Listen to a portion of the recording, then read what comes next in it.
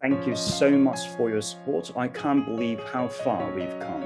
It's been almost 2 years since I started this YouTube channel, and I'm really glad I didn't stop until reaching this point. I've learned the lesson that everything really starts small. In the beginning, I could only get like 10 views, and sometimes I didn't get more than 1 subscriber per day. But on the other hand, I understood that there is no happiness in chasing numbers. Since I was diagnosed with panic disorder about 4 years ago, I have made it my goal to live a peaceful life. Mental illness is a problem that can't be solved with money, video views, or subscribers. Really, not even money can cure it. How scary is that?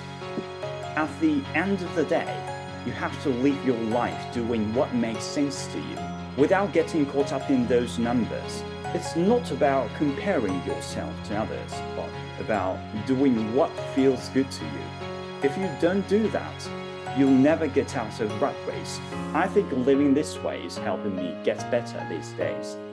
So please don't be too hard on yourself. Life may be simpler than you think.